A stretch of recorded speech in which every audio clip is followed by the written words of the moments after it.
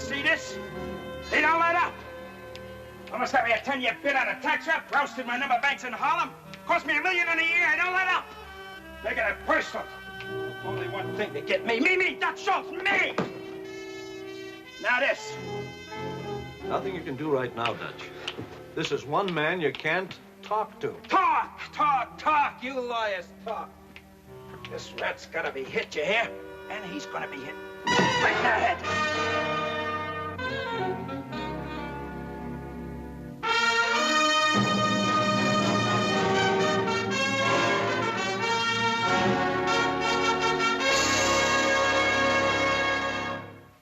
They left their prints on the guns, the victims, and the times.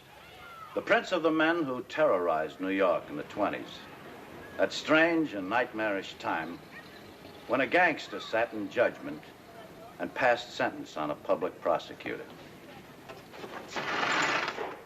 Yes, they left their prints on the guns, the victims, the times, and finally on each other. Dutch Schultz, born Arthur Flegenheimer. From a hole-in-the-wall speakeasy in the Bronx to one of the most feared gang lords in the city of New York.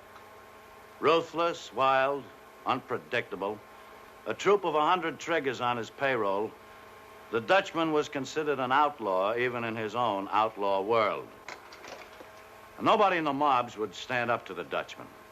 But a young, soft-spoken district attorney came along who said, this evil force has to be destroyed. And Tom Dewey became the obsession, the black beast in the waking and sleeping hours of Dutch Schultz. The Dutchman decided that Dewey had to be hit. My name is Barney Ruditsky, Gangster Squad, Police Department, City of New York. Hitting a federal attorney appointed by the governor of New York as special prosecutor was not just another mob action. For this, the Dutchman had to have the permission of the syndicate. The Board of Governors met.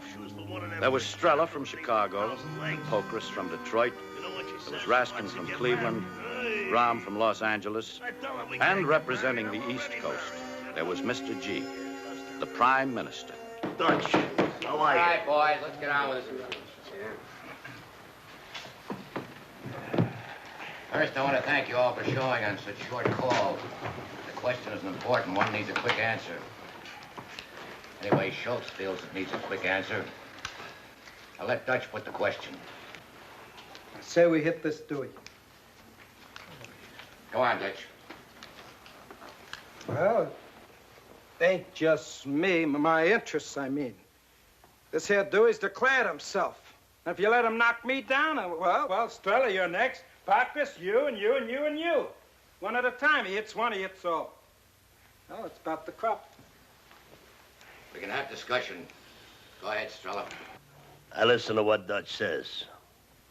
He makes little sense in here. I was always a pretty smart pretzel, you all know that. And I know what's coming with this bum. I don't know. Well, I do. Let him finish, Dutch. I think Dutch only knows one thing. Get Dewey off his back. What I just been saying, sure, I want him off my back. We're gonna sit there like a dope and let him hit you one by one, huh? You listen to Dutch. He's got a little sense in there. I don't feel no heat from this Dewey. Sure, you think the Rocky Mountains are gonna stop that bum from hitting you? I don't think he's big enough to climb the Rockies. Sure, he's a nothing punk now, but don't let him grow. Maybe he can be, talked to. You wanna try? Ain't never seen the man yet I couldn't talk to. What are you gonna use for conversation? 100 G's, $1,000 bills, no birthmark on them either. You know where they've been? To Dewey and back. Yeah, this guy don't know the meaning of dough. Treats it like yesterday's newspaper to wrap herring in. He's a dangerous man. You know what this bum makes? 500 a month. All right. You know where I stand. I only say one more thing. If we decide on the hit, we better be ready to go all the way down the line. We might find ourselves with more troops than we can handle. What's the matter, Whitey? The California sun cooking your guts. All right. I don't want you out of order no more, Dutch.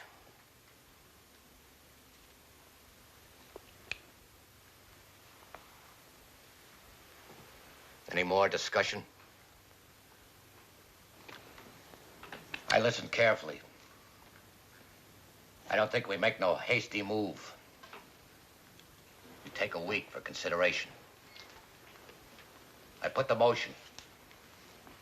We meet here for voting on the question 1 week from tonight. All in favor? Aye. Aye. Opposed? Action's carried. Okay, I buy that. But when we vote for the hit, we should be ready to move. I want the job should be blueprinted now. Ready for the work. You put that as a motion? Dutch moves, we give out the contract to blueprint the job. No action until we vote. All those in favor? Aye. Aye. Opposed? Carried. I will give out the contract. Only one man can handle it. Nicolaides. Meeting's adjourned.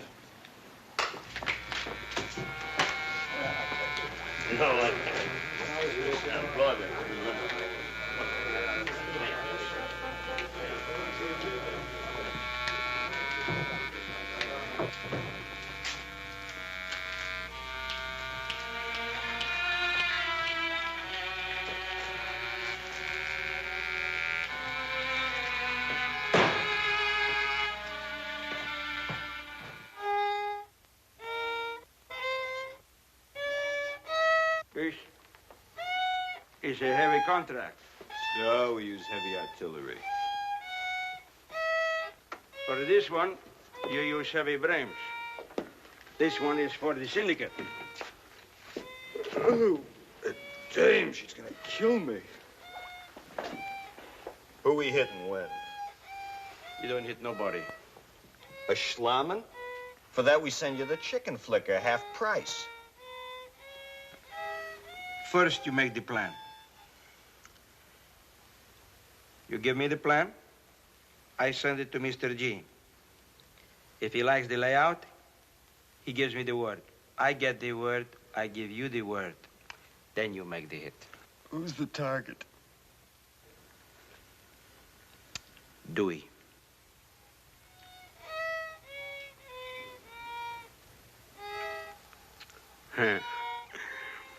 Listen to my kid, huh?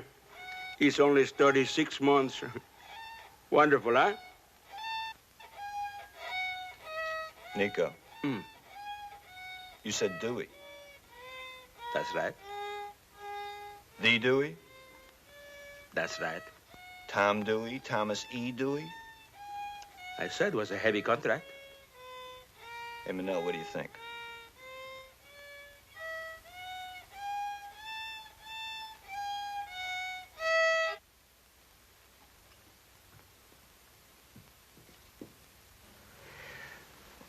I don't know, Nico. You don't know what? Oh, it's a big one. It's for the big boys. Well, for me and Manel here, I say, sure, we give it a roll. Know what I mean? Like challenge. Contract like this guy could make his reputation in one night. That's right. But the rest of the boys, I don't know how they're gonna feel. They're gonna feel like you tell them to feel.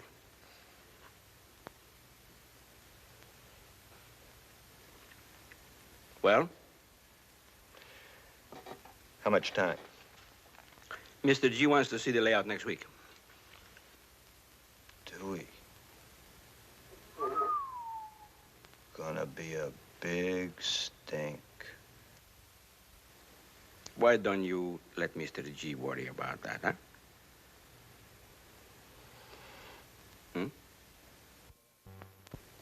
You got a layout on the job?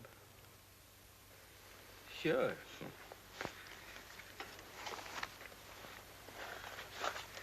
Now, Dewey lives here in this apartment house. Here. Central Park West. It's a good wide street, lots of room for the wheels, huh? Now, he leaves every morning 8:30. Here. Goes to the corner drugstore. Here. For what? To phone his office. He's afraid his phone is bugged. Now, between the house and the drugstore is the only place you got room to make the hit.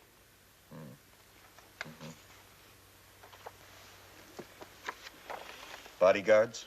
Mm-hmm. 2, 24 hours a day. Feds? City detectives. You know them? Sure, I check them out. DeBart and Vaccaro. 8 to 4 shift. Yeah. Inspector's men out of central office. We'll have to time them for a few days. We'll need, 6 men. A finger man, 2 triggers, a wheel man, 2 flank men, here and here, in case of chase. Yeah, 6 good men. Yash, for this job, if you need them, you use the whole troop. Okay, Nico, we'll case it. Give it a dry run. Well, Yash, you do a good job, huh? You ever have a beef on the work? No. But for Mr. G, this one, extra special, huh? Coming up. 1 extra special.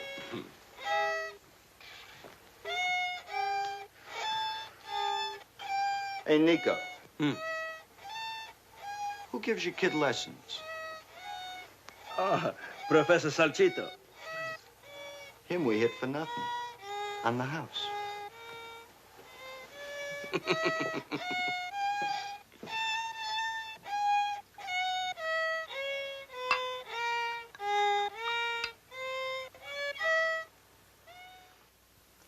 Coming up, 1 extra special. Phase 1, material and logistics. The Brownsville troops swung into action with their usual military precision. Step A in Phase 1, the hot car for the getaway.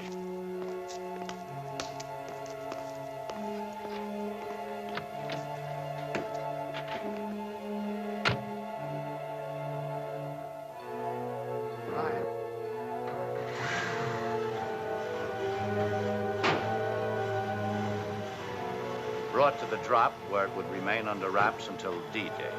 D for Dewey. The specialists went to work. Unregistered plates put on the car. New white sidewall tires. Paint job. By the time the specialists finished their work, the car could be sold back to the original owner and he'd never know the difference. Step B in Phase 1.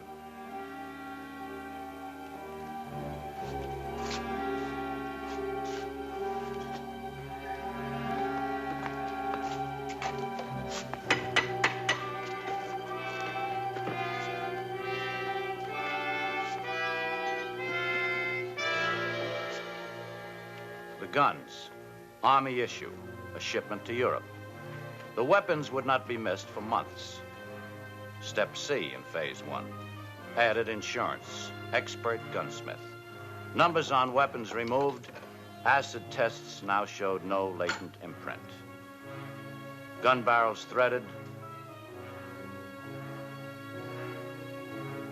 Silencers attached. Phase 2, battle strategy. The troops had set up their observation post on Central Park West, a middle-class, peaceful neighborhood. Tom Dewey shared a modest 1-bedroom apartment with his wife. Dewey's moves were clocked. Each morning, 8:30, Dewey, accompanied by the 2 bodyguards, left his apartment. Stopped at this corner drugstore to make his morning call to his office. 5 days later, Yash made the report to Nicolaides. And after the hit from rear of the store, here, to getaway car, 27 seconds. For flank cars to get into position, 9 seconds. Now, the getaway car makes the right turn, rolls 2 blocks to here. You don't go over 25 miles an hour.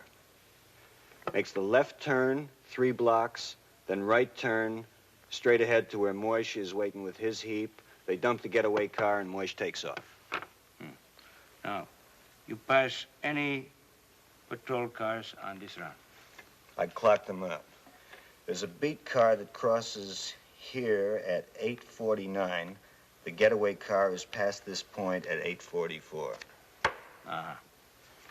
Now, The drugstore. Night before the hit, Pep and Allie break into the store from here. That's the door to the basement, the storeroom. This door is wired? No. How many locks? 2 locks. What kind? A Yale and a Seagull. I got a set of keys. Pep and Allie, they stay in that basement till 8:35 next morning. They come up these stairs. Now they're in the prescription department. The druggist is there that time every morning fixing orders. Allie drops the druggist. Pep doesn't wait, comes right on through this swinging door to the store. Dewey is now in the phone booth here. Pep hits Dewey once. The head. Another pop only if he thinks he needs it. Now, suppose DeBart or Vaccaro, one of them, come into the store while Dewey is telephoning. They don't move from outside. Don't let nobody in till the bum comes out. Suppose. Then Allie, standing here at the swinging door, will have to drop him. I don't like it. What's the difference? Gonna hit Dewey, might as well hit a cop. You don't understand. Dewey is from outside. The cop is New York. Oh, Nico, you don't think straight. Hitting Dewey is worse than hitting the mayor and the police commissioner. So what's the difference? I still don't like it. Yeah. But I let Mr. G worry about that. You do a good job, Yash. Extra special. Well, Mr. G give me the word. I give you the word. Now, boys, please, you have some wine? It's homemade. They are out of the drugstore, again through the basement and out the rear. Around the corner and in the waiting getaway car at 8:39. The flank cars move into position. Nicolaides reports he's satisfied the contract can be handled. Anybody got discussion before we take the vote? All I want to say, tell Nicolaides I never heard a better layout. And tell him, besides what the syndicate pays him, I give on my own for the boys an extra 50 G's. I will tell him. Anybody else? All right, I have a few words, then we take the vote. Since the meet last week, I talked with a lot of people. All kinds of people who have a good finger on the pulse. Kind of poll on reactions. The reactions was not good. Dewey might make a little trouble in the New York area. But if we stop him like this, we might find the feds coming down on us all across the country. A ton of bricks. Not one brick at a time, dumped in one heavy load. I think it is bad business. I say it is better business, maybe to let one apartment burn up if necessary. But we save the rest of the building. All right. Now we take the vote. If yes, make a check. If no, make an X. Yes, check. No X.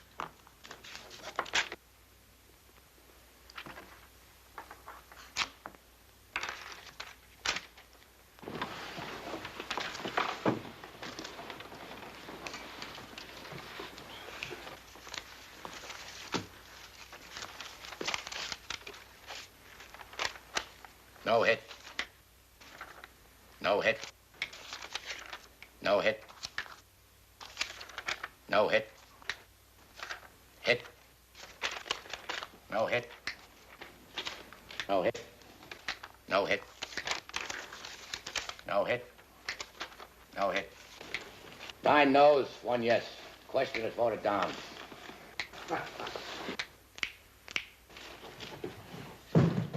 You know what you can do with your voting? It's me, Dewey's out there, and I say he gets hit!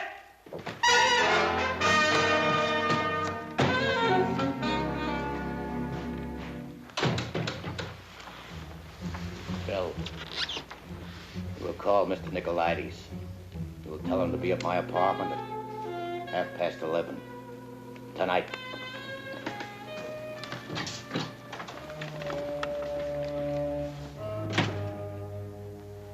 Gentlemen, I make a motion. Yash's troops were in the action for almost a week. A cinch layout. Lulu, you and Beryl, you go into the drugstore basement. Just like Allie and Pep were going to do. You come up into the store exactly 8:35. Yeah, we got that. Yeah, we use Maxie over there for Wellman for the getaway car and Flip. One flank car ought to be enough. Dutch.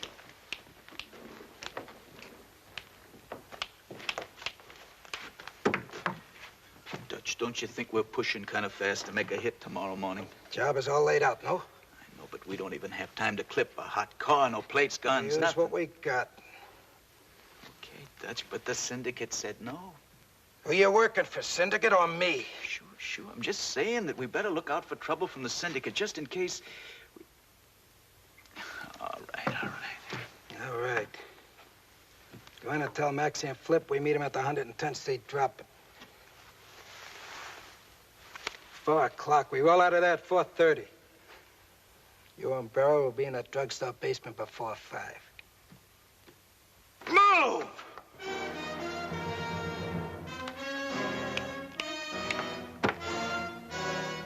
Dewey.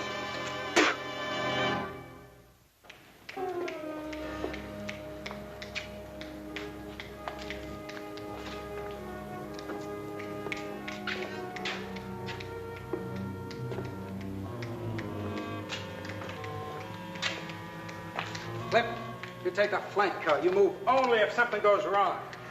You got that? Maxie, got your getaway run set? And remember, you passed that there corner no later than 8:44. The prowl car crosses at 8:49. Okay, let's roll.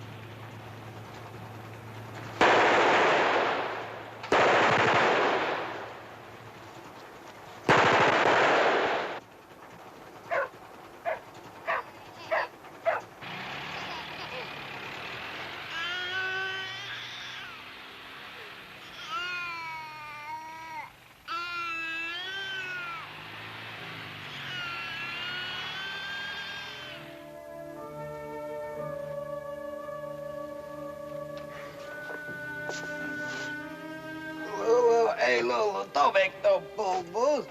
What are you done with him? Dog biscuit. Dutch, who shot you? When he is happy, he doesn't get snappy. Okay, he's jumping around. Who shot you, Dutch? The boss. What boss? Appeal stuck. Oh, Mama, I can't go through it. Hey, get that out of Pretty good pretzel. Checked and double-checked. Look, why? Please. Dutch, why did they pull shoot... for me. Get me out. Shift me, please. Dutch. Gotta keep him under control.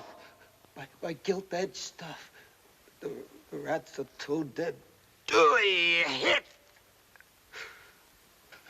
Please, pull me out. I'm half crazy. Somebody tied my shoes. Give me some. Lulu, get me in the car, Lulu. Come on, give me. Oh, please, put me on my feet. Let him leave me alone. I want to pay. The Dutchman's obsession. Dewey would get him. He was right. Tom Dewey finally put an end to his murderous career, but not the way in which Dewey had planned it. Dutch Schultz, born Arthur Flegenheimer, from a hole-in-the-wall speakeasy in the Bronx to the most feared gang lord in New York. Ruthless, wild, unpredictable. Died, age 34. His last words, I want to pay. He did.